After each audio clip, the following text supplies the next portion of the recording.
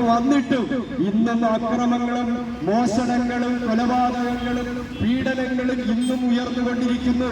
ഇന്നും ഇതിനൊരു മാറ്റം ഉണ്ടായിട്ടേയില്ല. പ്രിയപ്പെട്ടവരെ, നാം ചിന്തിക്കണം. ഇന്ന് നാം കാണുന്ന വാർത്തകളൊക്കെ മറ്റുള്ളവരുടെ കുടുംബത്തിലാണ് സംഭവിച്ചിട്ടുള്ളത്, മറ്റൊരു ദേശത്തിലാണ് സംഭവിച്ചിട്ടുള്ളത്, മറ്റൊരു നാട്ടിലാണ് സംഭവിച്ചിട്ടുള്ളത്. പക്ഷേ ഇതൊക്കെ നമ്മുടെ ഭവനത്തിലും നമ്മുടെ തലമുറകളിലുമൊക്കെയും വരാൻ സാധ്യതയുള്ള കാര്യങ്ങളാണ് ഇന്ന് ലോകത്തിൽ സംഭവിച്ചുകൊണ്ടിരിക്കുന്നത്. ഒരു 10-20 വർഷത്തിന് മുന്നമേ വിദ്യാലയങ്ങളിൽ നമുക്ക് ധൈര്യത്തോടെ കയറി ചെല്ലാം. കാരണം നമുക്ക് ബഹുമാനം കിട്ടുന്നതാണ്. വിദ്യാലയങ്ങളിൽ നമുക്ക് ധൈര്യത്തോടെ കയറി ചെല്ലാം. അധ്യാപകരെ നമുക്ക് ധൈര്യത്തോടെ വിശ്വസിക്കാം. പഴയ നിയമത്തിൽ പഴയ കാലഘട്ടത്തിൽ നാം പഠിക്കുമ്പോൾ നമുക്കറിയാം, ഏതൊരു വിദ്യാർത്ഥിയും വിദ്യാലയങ്ങളിൽ സ്കൂളുകളിൽ കടന്നുപോയാൽ മാതാപിതാക്കൾക്ക് സ്വസ്ഥതയുണ്ട്. കാരണം എന്റെ മകൾ കോളേജിൽ സ്കൂളിലാണ് കടന്നുപോയവര്, അവരെ ഞങ്ങൾ നോക്കുന്നത് പോലെ തന്നെ അധ്യാപകർ ഞങ്ങളുടെ മക്കളെ നോക്കിക്കൊള്ളും. പക്ഷെ ഇന്ന് അങ്ങനെയൊന്നില്ല. അധ്യാപകരെ പോലും നമുക്ക് വിശ്വസിക്കാൻ കഴിയാത്തൊരു കാലം, ടീച്ചർമാരെ പോലും നമുക്ക് വിശ്വസിക്കാൻ കഴിയാത്തൊരു കാലം. അപ്പോൾ ഒറ്റവാക്കിൽ പറഞ്ഞാൽ ഇന്ന് നമുക്ക് ആരെയും വിശ്വസിക്കാൻ പറ്റാത്ത ഒരു കാലഘട്ടമാണ് ഇന്നത്തെ സമൂഹം നേരിട്ടുകൊണ്ടിരിക്കുന്ന ഏറ്റവും വലിയ പ്രശ്നം. കുടുംബത്തിൽ അപ്പനെ വിശ്വസിക്കാൻ കഴിയുമോ? ഇല്ല. സഹോദരങ്ങളെ വിശ്വസിക്കാൻ കഴിയുമോ? ഇല്ല. കഴിഞ്ഞ ദിവസത്തെ പത്രവാർത്ത എത്ര പേർ ശ്രദ്ധിച്ചിട്ടുണ്ടെന്ന് എനിക്കറിയത്തില്ല. ഒരു സഹോദരൻ തന്റെ സ്വന്തം സഹോദരിയെ മദ്യലഹരിയിൽ പീഡിപ്പിച്ചു. നിങ്ങൾ കേൾക്കുന്നുണ്ടോ? ആമേ പ്രിയ ശ്രോതാക്കളെ, മദ്യത്തിന്റെ ലഹരിയിൽ സ്വന്തം സഹോദരിയെ പീഡിപ്പിച്ചൊരു യുവതലമുറ, മയക്കുമരുന്നിന്റെ പേരിൽ സ്വന്തം സഹോദരനെ വെട്ടിക്കൊല്ലുന്നൊരു തലമുറ, മയക്കുമരുന്നിന്റെ പേരിൽ രാമൻ 5 സുഹൃത്തുക്കൾ ചേർന്ന് തങ്ങളോടൊപ്പം ഒരു ബെഞ്ചിലിരുന്ന് പഠിച്ച ഒരേ സഹപാഠിയെ റോഡിലിട്ട് തല്ലി ചതച്ച് കൊല്ലുന്ന നിലവാരത്തിൽ മാറിയ ഒരു യുവതലമുറ. എവിടെയാണ്? വിദ്യാഭ്യാസം കുറവ് വന്നതുകൊണ്ടാണോ? അല്ല. വിദ്യാഭ്യാസം കൂടിയത് കൊണ്ടാണോ? അല്ല. ഇവിടെ മദ്യത്തിന്റെയും മയക്കുമരുന്നിന്റെയും അനാവശ്യമായ ഉപയോഗങ്ങൾ സമൂഹത്തിൽ ഉടനീളം വ്യാപിക്കപ്പെടുന്നത് കൊണ്ട് ഓരോ തലമുറയിൽ ലക്ഷ്യം കെട്ടവനെ പോലെ, ലക്ഷ്യമെന്തെന്ന് അറിയാത്തവനെ പോലെ, കുടുംബത്തിൽ എനിക്കുള്ള ബന്ധമെന്തെന്ന് അറിയാത്തവനെ പോലെ, അപ്പനമ്മ ബന്ധമെന്തെന്ന് അറിയാത്തവനെ പോലെ, സഹോദരങ്ങളുടെ ബന്ധമെന്തെന്ന് അറിയാത്തവനെ പോലെ, ഞാൻ ആരാണെന്നുള്ള ബോധ്യം അവനെ തന്നെ ഭരിക്കാതെ വണ്ണം മായാലോകത്തിലും മൃഗീയ വാസനയുള്ള സ്വഭാവത്തിലേക്കും അവനെ നയിക്കപ്പെടുന്നതും മദ്യപാനവും മയക്കുമരുന്നുമാണെങ്കിൽ, എന്നെ കേൾക്കുന്ന പ്രിയ ശ്രോതാക്കളെ, ഞാൻ നിങ്ങളോട് ചോദിക്കട്ടെ, ഇവിടെ എവിടെയാണ് നമുക്ക് മാറ്റം സംഭവിക്കേണ്ടത്? ഞാൻ വളരെ സ്നേഹത്തോടെ നിങ്ങളോട് ചോദിക്കാം. നമ്മുടെ വീട്ടിലില്ലേ മദ്യം കഴിക്കുന്നവർ, നമ്മുടെ വീട്ടിലുമില്ലേ പുകവലിക്കുന്നവർ, നമ്മുടെ വീട്ടിലുമില്ലേ മയക്കുമരുന്നിന്റെ ഉപയോഗങ്ങൾ ഉപയോഗിക്കുന്നവർ? പക്ഷെ ഇതുകൊണ്ടൊന്നും മനുഷ്യന്റെ ജീവിതത്തെ വ്യത്യാസപ്പെടുത്താൻ കഴിയില്ലെന്നല്ലേ ഇന്ന് ഓരോ കുടുംബത്തിലെ അവസ്ഥകളും വിളിച്ചു പറഞ്ഞുകൊണ്ടിരിക്കുന്നത്? കഴിഞ്ഞ ദിവസം ഒരു വാർത്ത ഇങ്ങനെ കേട്ടു.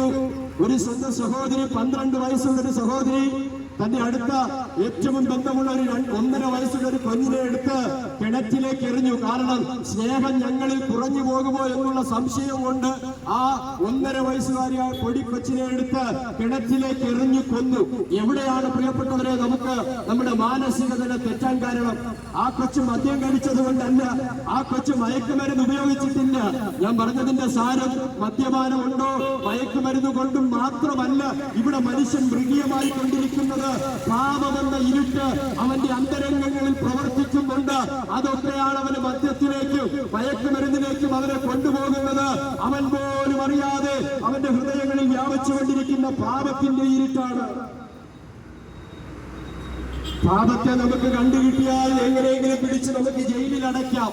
പാപത്തെ നമുക്ക് കണ്ടുകിട്ടിയാൽ എവിടെയെങ്കിലും പിടിച്ച് നമുക്ക് നിയമത്തിന്റെ തുറങ്കയിൽ അടച്ച് എന്നേക്കുമായി ഒഴിവാക്കാൻ സാധിക്കുമായിരുന്നു. പക്ഷേ ഇവിടെ നാം ശ്രദ്ധിക്കണം, നമ്മുടെ ഉന്നമനത്തിന് വേണ്ടി, നമ്മുടെ ഐശ്വര്യത്തിന് വേണ്ടിയും നിങ്ങൾക്കൊരു പക്ഷേ ഈ ലോകത്തിൽ വച്ചു നിൽക്കുന്ന സുഖങ്ങളും സൗകര്യങ്ങളും ഒക്കെ ലഭിച്ചെന്ന് വരാം. മല കയറിയത് കൊണ്ടോ മുട്ടിനിഴഞ്ഞത് കൊണ്ടോ വേർച്ച കാഴ്ചകൾ നടത്തിയത് കൊണ്ടോ ഒക്കെ നമുക്ക് പല നേട്ടങ്ങളും ഈ ഭൂമിയിൽ ഉണ്ടായെന്ന് വന്നേക്കാം. പക്ഷെ ഒരു മനുഷ്യന്റെ അന്തരാത്മാവിനെ മാറ്റാൻ, അവന്റെ പാപത്തിന്റെ സ്വഭാവത്തെ മാറ്റാൻ, അവന്റെ മദ്യപാനമാകുന്ന ആസക്തിയെ മാറ്റാൻ, അവന്റെ അസമാധാനത്തിനും മൃഗീയ സ്വഭാവത്തെയും മാറ്റാൻ ഇവിടെ നാം ചെയ്യുന്ന ഒരു ക്രിയകൾക്കോ നാം ചെയ്യുന്ന ഒരു നേർച്ചകൾക്കോ കാഴ്ചകൾക്കോ അധികാരത്തിനോ യാഗയോഗ കർമ്മത്തിനോ ഇതിലൊന്നും നമ്മെ മാറ്റാൻ കഴിയുന്നില്ലെന്നാണ് ഇന്ന് ഞാൻ നിങ്ങളോട് വിളിച്ചു പറയുന്നത്. അപ്പൊ നമുക്ക് എങ്ങനെയാണ് മാറാൻ സാധിക്കുക? ഒരു ഡി അഡീഷൻ സെന്ററിൽ കൊണ്ടുപോയാൽ മദ്യപാനം ചില ഗുളികകൾ കൊണ്ട് അവരുടെ അഭ്യാസനം കൊണ്ട് നമുക്ക് ഏറെക്കുറെ പിടിച്ചു നിർത്താൻ കഴിയും. ഒരു മെന്റലിസ്റ്റിനെ കണ്ടു കഴിഞ്ഞാൽ മാനസിക നില തെറ്റി അല്ലെങ്കിൽ ലഹരിക്ക് അടിമയായ ഒരുത്തനെ അവനെ ഒരു പക്ഷേ ഒരു പരിധി വരെയൊക്കെ അവനെ നിയന്ത്രിക്കാൻ കഴിയുമായിരിക്കും. പക്ഷെ ഞാനൊന്ന് ചോദിക്കട്ടെ, ഞാനൊരു കുടിയന്റെ മകനായിട്ട് വളർന്നൊരു വ്യക്തിയാണ്. 33 വയസ്സുള്ള ഞാൻ ഇന്ന് തെരുവിൽ നിങ്ങളോട് ഞാൻ സംസാരിക്കുമ്പോൾ ഞാൻ പറയാം, എന്റെ അപ്പനൊരു മുഴുക്കുടിയനായിരുന്നു. വീട് മാറുപോലെ കൊണ്ടു നടന്നൊരു വ്യക്തിയായിരുന്നു. മാസാമാസം ചാക്കുകളോളം കുപ്പികൾ വന്ന് കെട്ടിപ്പുറക്കി കൊണ്ടുപോകുമായിരുന്നു. ഏത് സമയത്തും മദ്യം കഴിക്കുന്ന, മദ്യത്തെ അന്വേഷിച്ചു വന്നവർക്ക് ഏത് സമയവും മദ്യം കിട്ടുന്ന ഒരു ഭവനമായിരുന്നു എന്റെ ഭവനം. പക്ഷെ ഞാനൊന്ന് ചോദിക്കട്ടെ, എന്റെ അപ്പൻ പോയ വഴി എനിക്കും സ്വീകരിക്കാമായിരുന്നു. എന്റെ അപ്പൻ പോയ യാത്രയുടെ വഴി എനിക്കും സ്വീകരിക്കാമായിരുന്നു. പക്ഷേ എനിക്കതിൽ നിന്ന് വ്യത്യാസം കണ്ടതും എന്റെ സ്വഭാവം അതിൽ നിന്ന് മാറ്റിയതും അവൻ മതങ്ങളല്ല, രാഷ്ട്രീയങ്ങളല്ല, അവൻ അപ്പന്റെ ഉപദേശങ്ങളല്ല, മറ്റു മത സംവിധാനങ്ങളല്ല. എന്നെ അതിൽ നിന്നും പാപത്തിന്റെ ഇരുട്ടിൽ നിന്നും നേർവഴിക്ക് നയിച്ച ഒരൊറ്റ വ്യക്തിയേ ഉള്ളൂ. അത് ഈ ഭൂമിയിലേക്ക് കടന്നു വന്ന കർത്താവായ യേശു ക്രിസ്തു മാത്രമാണ്. അവനാണ് ഏറ്റവും നല്ല മനുഷ്യൻ. ഏറ്റവും നല്ല മനുഷ്യൻ, ഏറ്റവും നല്ല ഉദാഹരണം കർത്താവായ യേശു ക്രിസ്തുവാണ്. കാരണം എന്തെന്നറിയാമോ? 2025 വർഷങ്ങൾക്ക് മുമ്പ് യേശു ക്രിസ്തു ഈ ഭൂമിയിലേക്ക് അവതരിച്ചു. ദൈവമായിരുന്നവൻ ഒരു മനുഷ്യനായി ഈ ഭൂമിയിലേക്ക് അവതരിച്ചു. ഈ ഭൂമിയിലേക്ക് അവതരിച്ചിട്ട് മനുഷ്യർക്ക് കീഴടങ്ങി ജീവിച്ചു. മാതാപിതാക്കളെ അനുസരിച്ച് ജീവിച്ചു.